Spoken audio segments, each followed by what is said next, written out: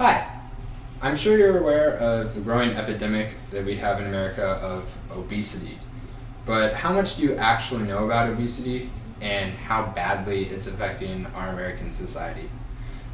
Today in this speech, I'm going to go over exactly what obesity is, how badly it's affecting us, and the health problems.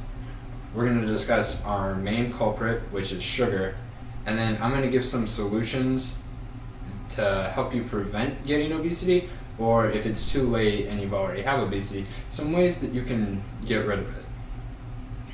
So what is obesity? Obesity is a category of weight. We have four of those. We have an underweight category, and then a normal healthy weight category.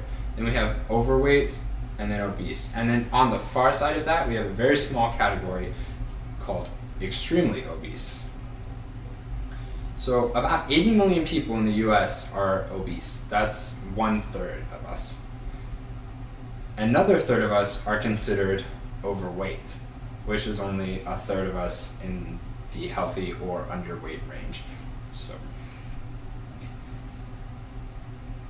that's more than 20 people have obesity, and the National Institute of Health has found that more men are considered overweight.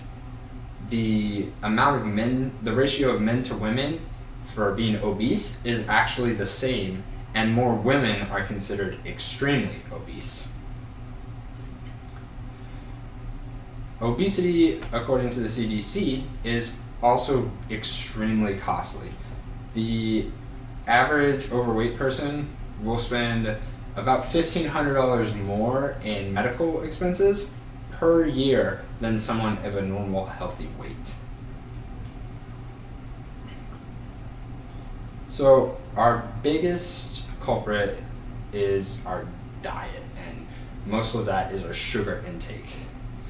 The average American consumes 1 can of soda per day, at least, and that 1 can of soda has more sugar in it than 2 Pop-Tarts and a Twinkie combined. So we have such a bad problem with sugar in America that the mayor of New York City decided a couple of years ago that he was going to try and ban sugar from New York City. Essentially what he was trying to get passed is a ban that you could not purchase soda in a cup or bottle that was larger than 16 ounces. So if you wanted to consume 32 ounces of soda at dinner, you would just have to buy 2 separate 16-ounce cups. And most people will just buy the 1 cup instead of having to go that extra and spend that extra money to get the 2 cups.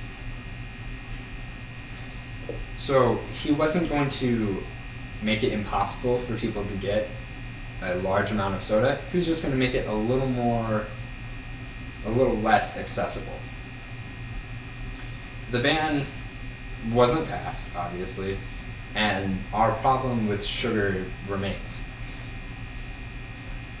Sugar intake is directly linked to type 2 diabetes, which is different than type 1, where type 1 diabetes, it's something you're just born with and it's in your blood. Type 2 is where you develop it over time. Diabetes causes more deaths per year than breast cancer and AIDS combined. This is in America. And nearly doubles your chance of a heart attack. Obesity and diabetes, diabetes is linked to obesity, but obesity can also cause many problems, heart failure, kidney failure, loads of bad stuff going on. So how can we prevent it? There's one really, really obvious thing, because I just talked about how our diet in America is the biggest culprit for giving us obesity. And so the biggest way to prevent it is, of course, to eat right. Many Americans just don't know how much calories and all this bad junk is in their Big Mac when they go to McDonald's. So a couple tips to eating right. is to avoid processed foods and instead eat 5 to 6 servings of vegetables or fruit per day. You should also weigh your food and keep track of how much you eat per day. A lot of people will sometimes just eat when they're bored, and that can cause you to gain weight.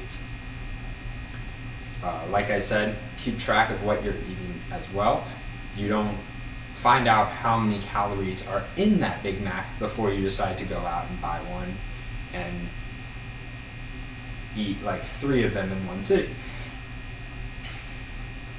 One thing that stuck out to me when I was researching about this is to weigh yourself regularly. You can gain weight slowly and not realize it. So by weighing yourself once a week, you'll be able to keep track of your weight and notice when you start to gain weight. It's a lot easier to prevent yourself from gaining weight than it is to try and lose weight after you've already gained it. So if it's too late and you are obese, the best way to get rid of that is not trying to do one of those diet things you see on TV where they advertise you can lose, 20 pounds in 5 weeks or something like that. The healthiest way to lose weight is actually to only lose 1 or 2 pounds per week. So it's going to take you a while to get to your goal, but it'll be extremely worth it if you're doing it in the healthy way. You'll have to change your lifestyle in a few different ways to do that. One of them is, of course, we keep going back to the diet that you have.